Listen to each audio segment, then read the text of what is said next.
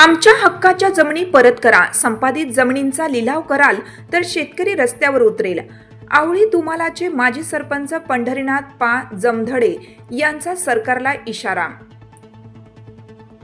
वैतरणा दगडी धरणासाठी संपादित मात्र वापराअभावी पडून असलेल्या अतिरिक्त जमिनींचा लिलाव होणार असल्याची चर्चा सुरू असून यामुळे आवळीसह परिसरातील बाधित तब्बल 20 ते 22 गावांमधील शेतकऱ्यांमध्ये खळबळ उडाली असून प्रकल्प बाधित हवालदिल झालेले आहेत. या जमिनी आमच्या हक्काच्या असून आम्ही त्यांचा लिलाव होऊ देणार नाही. शासन दरबारी तसे प्रयत्न झाल्यास ते हाणून पाडू.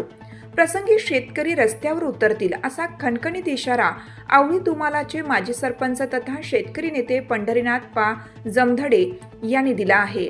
1972 साली वैतरणा दगडी धरणाचे काम झाले. या धरणाच्या कामासाठी माती व दगड आदी साहित्यासाठी धरण लाभ क्षेत्राव्यतिरिक्त तब्बल 1850 हेक्टरचे क्षेत्र पाटबंधारे विभागाच्या वतीने संपादित करण्यात आलं होतं.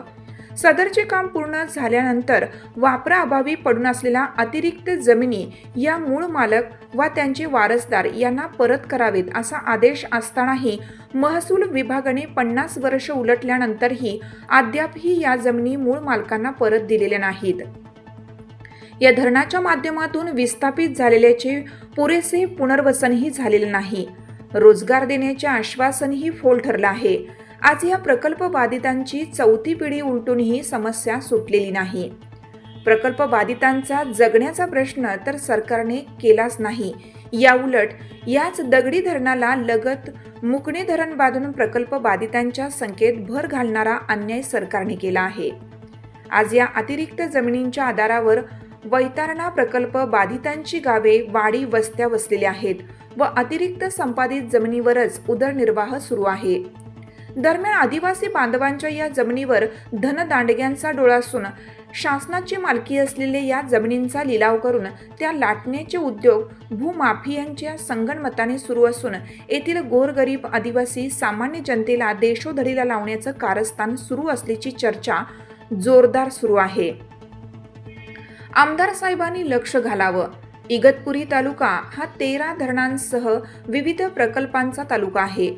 या प्रकल्पामुळे येथील आदिवासी व सामान्य शेतकरी देशोधडीला लागला आहे.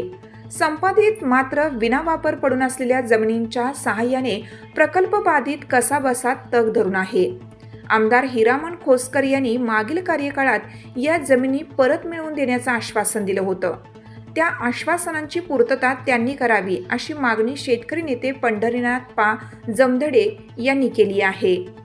लोकमान्य न्यूजसाठी संचालक लक्ष्मीकांत शिंदे सह नवनाथ गायकर, इगतपुरी.